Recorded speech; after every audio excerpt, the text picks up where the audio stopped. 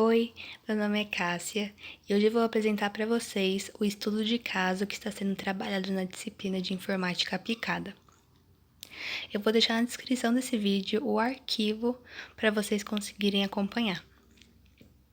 Bom, inicialmente, nós temos dois probleminhas que devem ser resolvidos. O primeiro é estimar o custo total e o custo de overhead do próximo ano. E o segundo é discutir qual seria o melhor direcionador de custos para a empresa que produz velas. Aqui, como vocês podem ver, o nosso grupo destacou as etapas que vão nos orientar na resolução. Então, respectivamente, para o problema 1, nós vamos classificar e formar equações para cada uma das despesas, para assim conseguir formular uma equação total e descobrir os custos pedidos. Para o problema 2, nós vamos fazer regressões para dois direcionadores de custos diferentes. E depois a gente vai analisar individualmente o fator R², que mais tarde eu vou explicar o que é. Bom, como dito anteriormente, para solucionar o problema 1, primeiro de tudo, nós temos que classificar as despesas em material direto, que é a mesma coisa que matéria-prima, mão de obra direta, que seria o trabalho diretamente empregado na fabricação das velas, e overhead, que são os custos indiretos. Aqui nós classificamos as 19 despesas com o que a gente acredita que está certo. E agora nós vamos classificar os custos dessas despesas em custo variável, custo mix e custo fixo. Bom, por definição, tudo que a gente classificou anteriormente como material direto e mão de obra direta é custo variável, porque está necessariamente relacionado apenas com a produção. E o custo daquilo que classificamos como overhead? Na verdade, podem ser qualquer um dos três. Para isso, nós precisamos analisar o relatório contábil trimestral de cada overhead nesse ano, que eu também vou colocar na descrição. Por exemplo, os salários indiretos. A gente consegue perceber que a cada trimestre o custo é sempre o mesmo, ou seja, não varia de acordo com a produção. Isso significa que o tipo de custo dos salários indiretos é o fixo. Outro exemplo, o frete. Aqui já dá para perceber que a cada trimestre o custo é diferente, então ele varia com a produção. Ele não é fixo.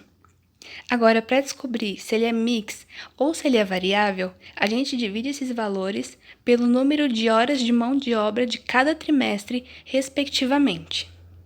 Se o valor dos 4 trimestres for constante, que nem nesse exemplo, ele é variável.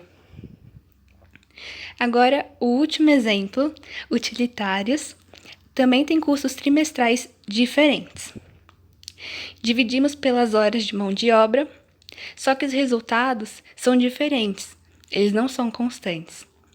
Ou seja, além dele variar com a produção, ele tem algum valor fixo que deixa com que esses resultados fiquem aí meio dispersos, diferentes. Então, ele é custo mix. Depois de fazer isso com todo o overhead restante e também analisar todos os dados de todos os itens, o nosso grupo montou para cada uma das despesas uma equação, onde y é o custo médio trimestral e o x é o número de horas de mão de obra.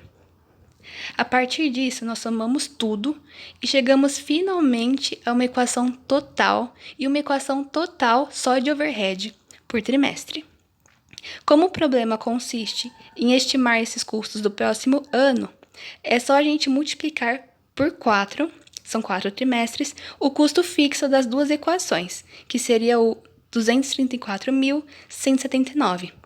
E depois substituir x por 45.000 e 60.000, que é o que o exercício pede.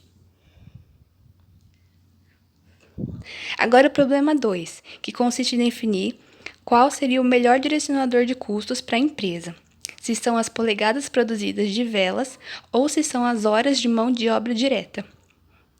Para isso, nós fizemos duas regressões. Se você não sabe o que é uma regressão ou como fazer uma, tem vários vídeos recentes no canal explicando. Enfim, Adotando o custo total da produção como y e as polegadas produzidas de vela como x, nós obtemos essa regressão.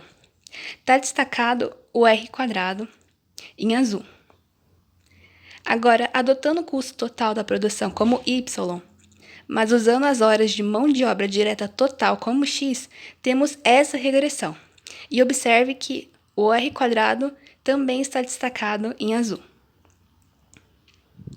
O r² que eu tanto mencionei é nada mais nada menos do que uma medida que assume valores entre 0 e 1, e quanto mais perto de 1, mais forte é a relação entre as variáveis x e y. Bom, tendo em vista isso e vendo claramente que o r² maior é 0,974, o nosso grupo conclui que as polegadas produzidas de velas são um direcionador de custos melhor e mais adequado do que as horas de mão de obra direta.